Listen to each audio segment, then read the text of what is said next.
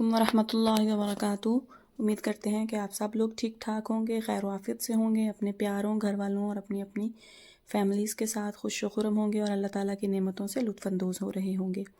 آج ہمارا پہلا ولاگ ہے اور ہم جا رہے ہیں مدینہ منورہ، مدینہ طیبہ بھی جس کو کہتے ہیں۔ تو چلیے چلتے ہیں اور آپ کو دکھائیں گے جہاں جہاں بھی ہم جائیں گے اور آپ لوگوں کو زیارات بھی کروائیں گے۔ دیکھتے رہیے گا۔ چلیں جی شروع کرتے ہیں ولاگ۔ میں مدینہ چلوں، نبی کا گھر ہے وہاں میں چلوں، اے میرے مولا تو سن لے میری، یہ دل سے گزارش ہے کب سے میری، وہ کب دن آئے گا جب تو مجھے بلائے گا اپنے حبیب کے گھر، یہ دیکھنے کو میرا دل ہے بے قرار، وہ جب دن آئے گا دیکھنے کو، مدینے کی جانب میں دوڑے چلوں، مدینے کی گلیوں میں چلتا رہوں، کہ شاید ہوا ہوگا میرے نبی کا گزر وہاں کی گلیوں سے اکثر وہی، مدینہ چلوں میں مدینہ چلوں، نبی کا گھر ہے وہاں میں۔ اور ہم پہنچ چکے ہیں مدینہ منورہ، اور مسجد بلال مسجد کی پارکنگ میں ہم نے گاڑی پارک کی۔ ہمارے بچوں کے دادا ابو دادو، فاطمہ کی سواری، اور یہ فاطمہ کے بابا لے کے چل رہے ہیں اس کو، اور یہ بچوں کے ماموں، اور ماموں نے سعدی کا ہاتھ پکڑا ہوا ہے، اور ہادی جو ہے وہ میرے ساتھ ہی چلتا ہے ہمیشہ۔ پر نا جمعے کی نماز کے ٹائم جگہ نہیں ملتی، بہت زیادہ رش ہوتا ہے، تو سب جو ہے نا جلدی جلدی اپنی اپنی جگہ لینے کے چکر میں تیز تیز چلے جا رہے تھے۔ تو ہم لوگ بھی پہنچ گئے مسجد میں، دیکھتے ہیں جگہ ملتی ہے کہ نہیں ملتی۔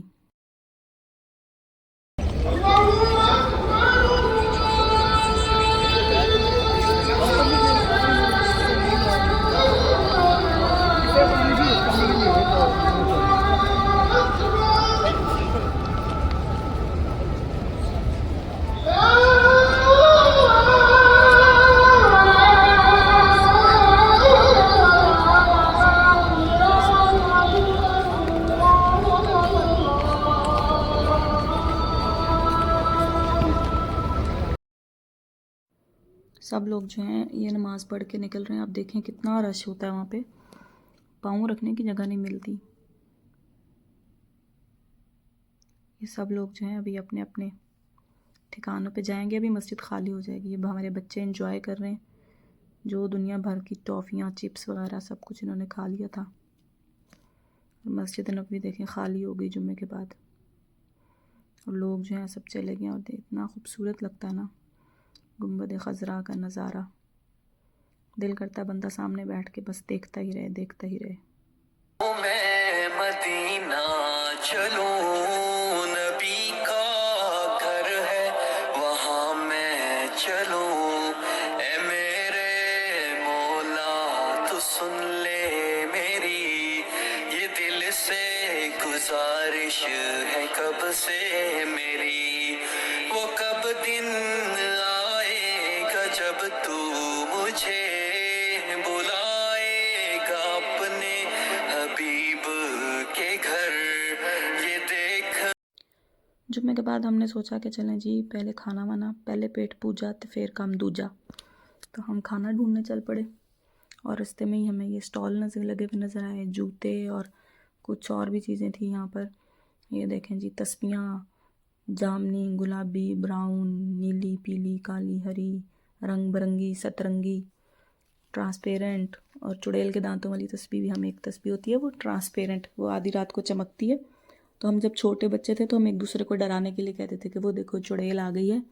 اندھیرے میں نا جب نیند نہیں آتی تھی چڑیل آ گئی ہے اب، تو پھر ہم ڈر ڈر کے سو جایا کرتے تھے، تو ان کو دیکھ کے جو نا بچپن یاد آتا ہے۔ یہ دیکھیں کتنی خوبصورت بریسلیٹ، اور یہ بال ہیئر پنز، بالوں میں لگانے والی سوئیاں، کلپ، اور ہر طرح کی چیزیں ہیں، چوڑیاں، بریسلیٹ، الاسٹک والی، یہ دیکھیں یہ بھی بچیوں کو بہت زیادہ پسند ہوتی ہے، اور یہ اسپرنگ ٹائپ، ہر طرح کی ہی چیزیں ہیں، اتنے رنگ ہیں نا، دیکھ کے دل خوش ہو جاتا ہے بندے کا۔ ہم نے لیا تو کچھ نہیں تھا، لیکن چیزیں اتنی خوبصورت تھی نا کہ کھڑے ہو کے وہ ونڈو شاپنگ ہم نے کی، مطلب دیکھ دیکھ کے خوش ہوتے رہے بس۔ اور اس کے بعد پھر کھانا وانا کھایا، اس کے بعد جو ہے ابھی کافی ٹائم تھا ہمارا ریاض الجنہ کا، تو عشاء کے بعد ٹائم ہوتا ہے لیڈیز کا، تو ہم نے سوچا کہ ابھی وقت ہے تو چلو مسجد قباء ہو آتے ہیں۔ پھر ہم مسجد قباء کی طرف چلے، اور مسجد قباء کی پارکنگ میں تو بالکل جگہ ہی نہیں تھی۔ پھر ہم نے اس کے سامنے ایک علاقے میں گلیاں دیکھیں، تو ہم نے سوچا گلیوں میں ہی پارک کر لیتے ہیں گاڑی، پھر گلی میں گاڑی پارک کی، اور پھر مسجد قباء کی طرف چلنا شروع ہوئے۔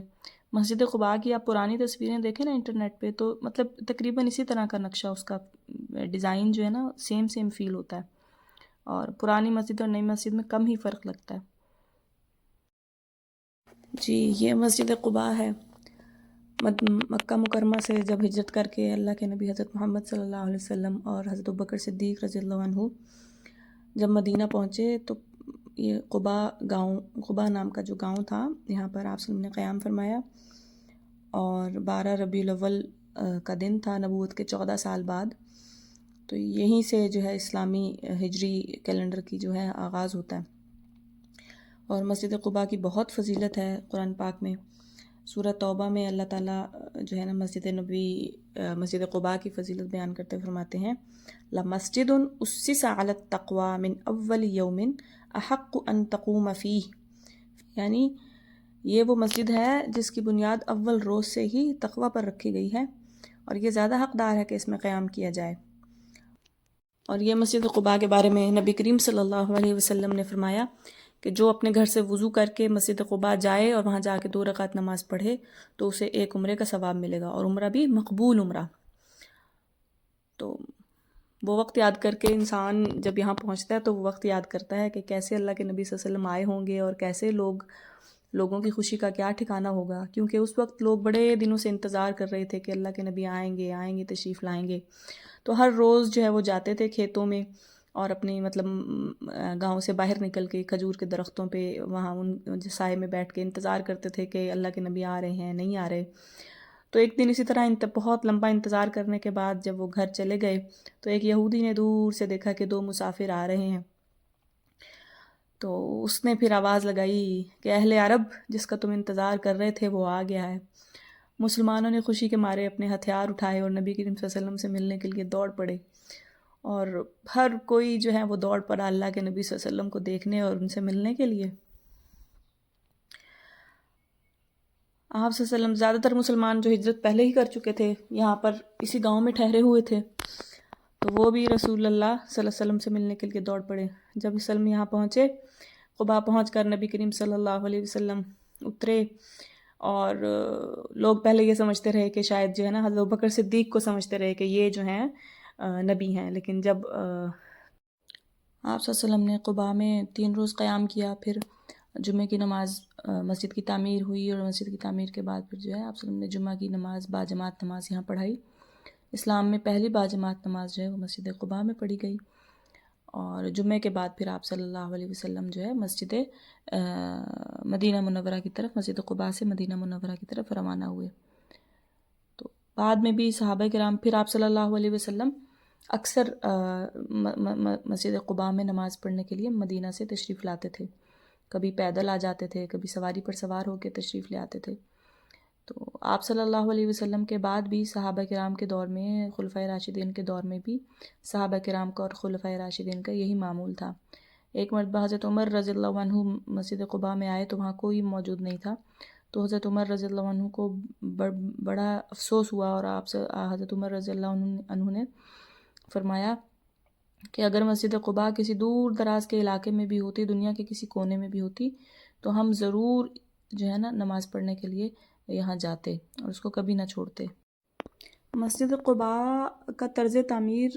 ہے وہی، لیکن اس کی اپنی خوبصورتی ہے، بہت ہی خوبصورت ہے۔ یہ کیمرے کی آنکھ تو اس طرح قید ہی نہیں کر پاتی جس طرح انسان اپنی آنکھوں سے دیکھتا ہے۔ اس کا ڈیزائن بہت خوبصورت ہے، اس کے اندر کی جو محرابیں بنی ہوئی ہیں، جو اس میں ووڈن ورک ہوا ہوا ہے، وہ بہت ہی زیادہ خوبصورت ہے۔ تو اللہ تعالیٰ سب کو لائے اور سب لوگ اس کو اپنی آنکھوں سے دیکھیں، کیونکہ کیمرے کی آنکھ سے دیکھنے میں وہ مزہ نہیں ہے جو اس کو اپنی آنکھ سے دیکھنے کا ہے۔ تو یہ دیکھیں کتنا خوبصورت گنبد ہے اس کا، اور بہت ہی خوبصورتی سے بنی ہوئی ہے۔ کلر سکیم بھی اتنی خوبصورت ہے، براؤن، گرین، آف وائٹ اور وائٹ کا کمبینیشن ہے، اور اس میں کام بھی بہت خوبصورت ہے۔ ہر طرف سے جہاں بھی دیکھو خوبصورتی ہی خوبصورتی نظر آتی ہے، اور اس کا صحن مجھے بہت پسند ہے۔ جو ہے نا سن لائٹ ادھر سے خاص طور پہ وہ بہت زبردست لگتا ہے، صحن والا جو منظر ہے۔ اور یہ جو انہوں نے لائٹنگ کی ہوئی ہے، اس میں جو فانوس لگائے ہیں، یہ بھی بہت ہی زیادہ اچھے لگتے ہیں۔ دن کے ٹائم ان کی اور طرح کی خوبصورتی ہے، رات کے ٹائم اگر آپ دیکھیں تو اور طرح کی جگمگ جگمگ ہوتی ہے۔ تو اسی کے ساتھ ہم آپ کو جو ہے الوداع کہتے ہیں، اللہ حافظ کہتے ہیں، ولاگ کو ختم کرتے ہیں۔ انشاءاللہ پھر ملیں گے کسی نئے ولاگ کے ساتھ۔ اگر آپ کو ہمارا ولاگ پسند آیا ہے تو سب چینل کو سبسکرائب کیجئے، اور مزید اس طرح کی ویڈیوز دیکھنے کے لیے ہمارے چینل کو وزٹ کرتے رہیے۔ دعا میں یاد رکھیے گا۔ انشاءاللہ پھر ملتے ہیں نئے ولاگ کے ساتھ۔ السلام علیکم ورحمۃ اللہ وبرکاتہ۔